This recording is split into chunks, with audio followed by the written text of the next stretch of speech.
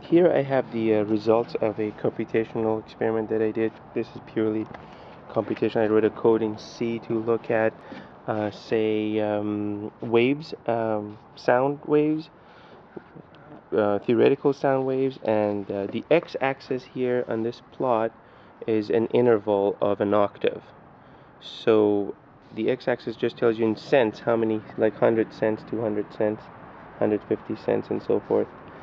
You know, a whole tone is 200 cents, so the whole thing is in an octave, and you have lines that kind of show the half tone and quarter tone intervals.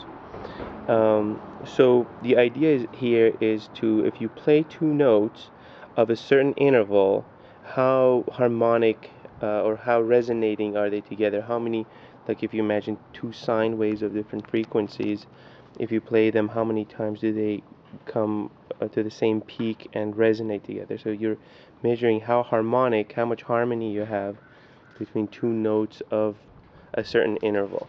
So here in this chart you have a interval of an octave, and when the interval between two notes being played is 0, you have unison, and the number of harmonics that you get is off this chart basically, so it's not even here.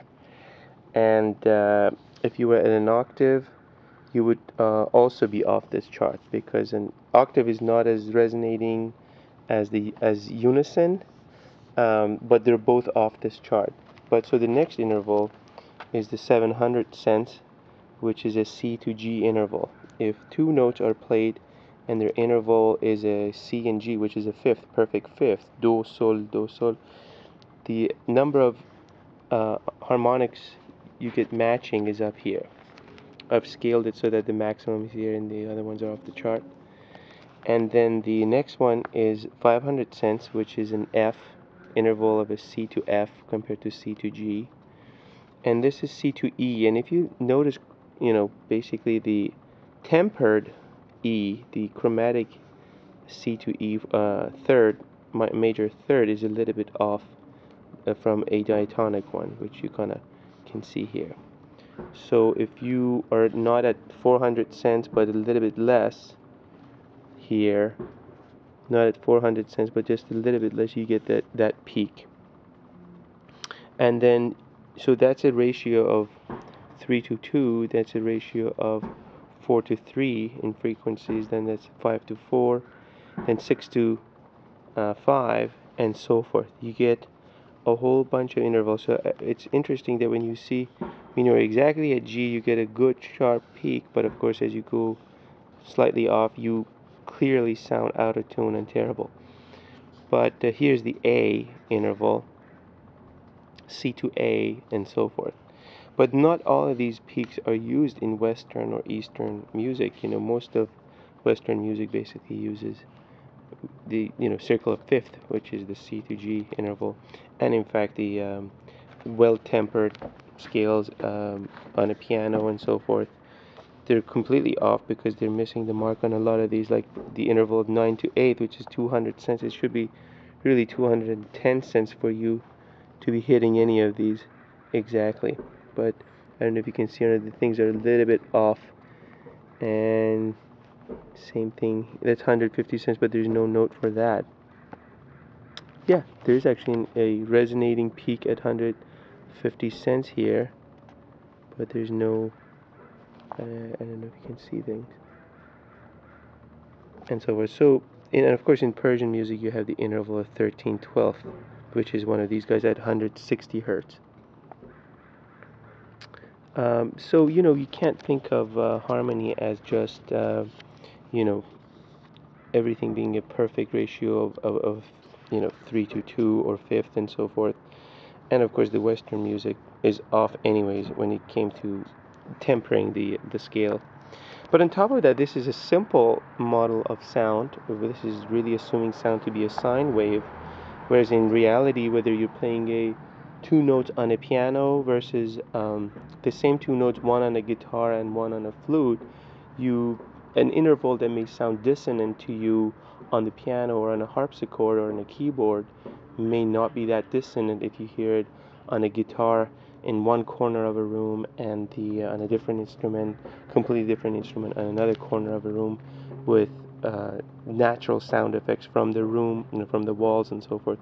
So these models like that, or functional harmony and so forth, um, or the classic harmony, I should say, are really based on sine waves and simple sounds, and they're black and white rules to kind of make sure that sounds, will be dissonant or not be dissonant, to kind of create a black and white um, differentiation between dissonance and consonance. But in real life, a lot of times, a dissonant sound, even if you're dissonant, I think Persian three-quarter tone interval is not dissonant. You can actually show that both the 340 cent interval and the 140 cent interval can be close to their own peaks. Like here's 340. The 340 cents could be, near any of these two peaks. And the difference is not really as bad as some of the other ones, like this, the Western chromatic D versus a diatonic D, in a perfect second. So, but the point I was trying to make is that, yeah, even if two sounds are dissonant on one instrument, let's say on a piano, or two violins playing them exactly, being dissonant, it doesn't mean that in the setting of a room with two different, one plucked instrument and one, say, wind instrument, that they will necessarily sound dissonant, and they won't hurt the ear necessarily. There's a little bit of a cushiness and fuzzy effect actually that comes with the way you handle sound, whether it's a recording or live and so forth. Here's some research I did ages ago on Persian scales, and let me see if I can find. Yeah, you basically, if you think of an octave as a pie or a pizza pie that you're cutting in pieces, here you have the C, open string C, then you have re coron, three-quarter tones. Sometimes you have a re bemol, you have a D flat, then you have C, D, E, F, and so forth. These are the different notes that are available to you on a sitar. Basically, that's the way an octave is divided. The frets on a sitar are divided up. And if you think in terms of quarter tones, so C to re coron, I'm sorry, do to re coron, or C to D coron will be like three-quarter tones, and that's four-quarter tones, and so forth, six-quarter tones, and so forth. You can come up with actually phone numbers for each of the daskas. 442 4442.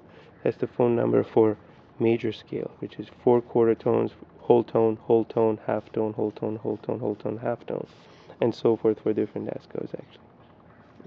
Next one is shur, I think. What is this? A minor scale, then shur, mayun, segah, and chargah. So if these are the various frets or tones that are available within an octave on a sitar, you could then make similar circles for every dastgah, basically like this. Here I think I have, let's say dastgah mahur C is right here, so you could put it up against this thing and see where your notes are going to go. C, D, well, what is this? Yeah, the thick ones are the major scale, I think. Yeah, C, D, E, F, and so forth. Oh, is this the major scale? Oh, no, it's all of them. Okay.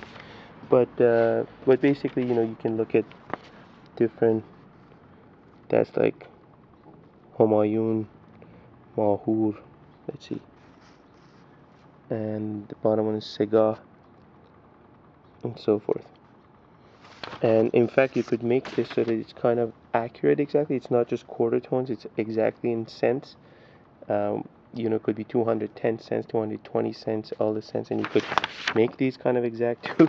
And then when you put the charts on top of each other, you can see whether they match up or not. Like here I have was it Isfahan? This is Isfahan, and this is Dr. Naji's experiments on, say, chargah. And you can compare things. You can take different dasgahs and compare them, or transpose them, and so forth, and also look at how much fine-tunement you need for different dasgahs.